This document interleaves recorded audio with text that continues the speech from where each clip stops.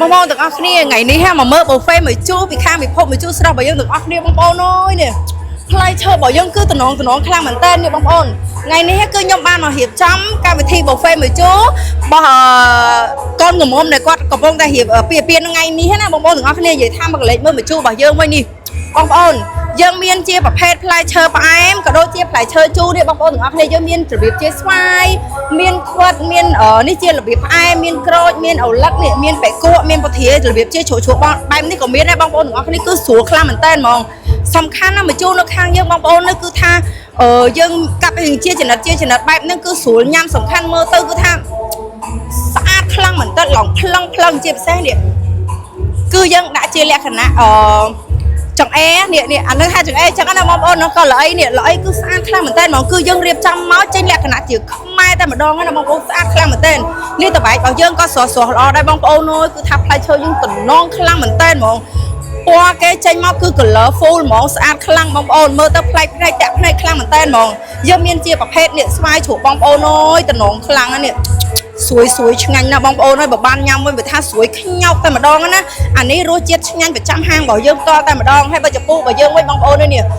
យើងចិត្តបែបនេះបងប្អូនអើយគឺមានសោភ័ណភាពស្អាតខ្លាំងមែនតែម្ដងណាយើងពុះមួយជាពីរ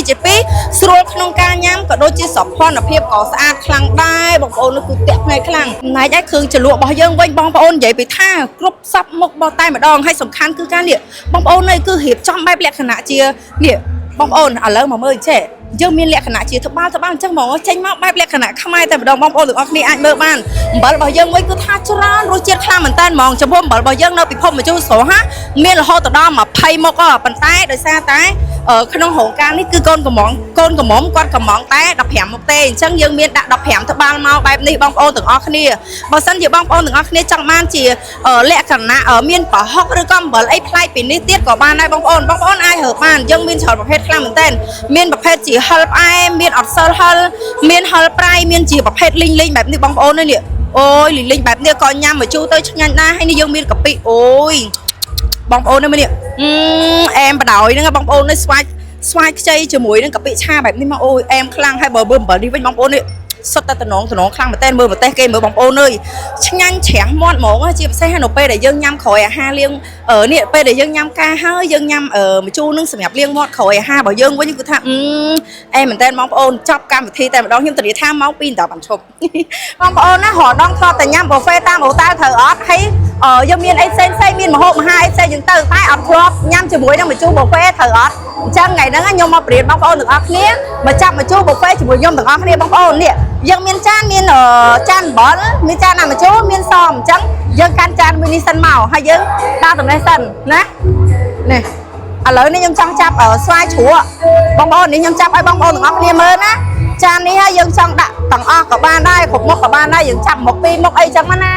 នេះបងប្អូនឲ្យចំពោះយើងតំណងខ្លាំងអែហ្មងណាហើយបតបែកនេះវិញបាច់យាយហ្មង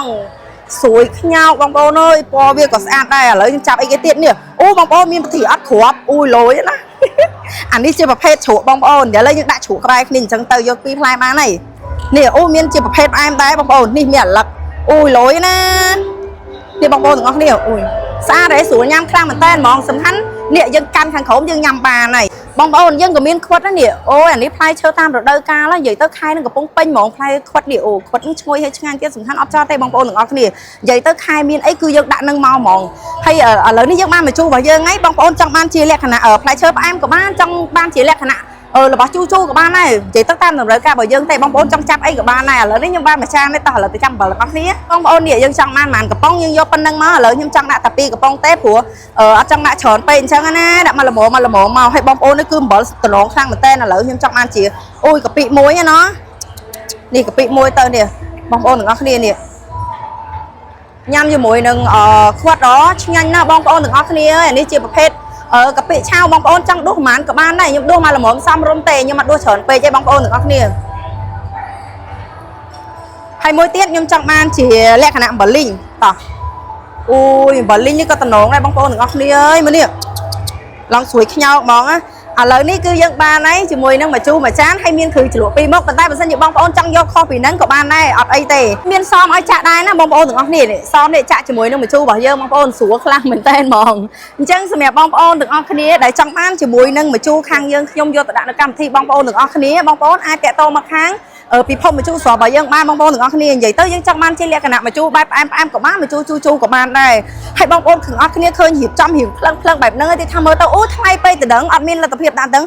អត់ទេបងប្អូនគឺតម្លៃមួយសមរម្យខ្លាំងមែនតែម្ដងណាអញ្ចឹងបងប្អូនដែលចាប់អារម្មណ៍ជាមួយនឹងការរៀបចំប៊ូហ្វេម្ជូរពីខាងពិភពម្ជូរស្រស់របស់ខ្ញុំមកបងប្អូនទាំងអស់គ្នាអាចឆាតចូលមកក្នុង page ផ្ទាល់ឬមួយទៀតបងប្អូនទាំងអស់គ្នាអាចឆាតមក Telegram នៅលើ page នេះតតែម្ដងក៏បានដែរអញ្ចឹងអរគុណបងប្អូនទាំងអស់គ្នា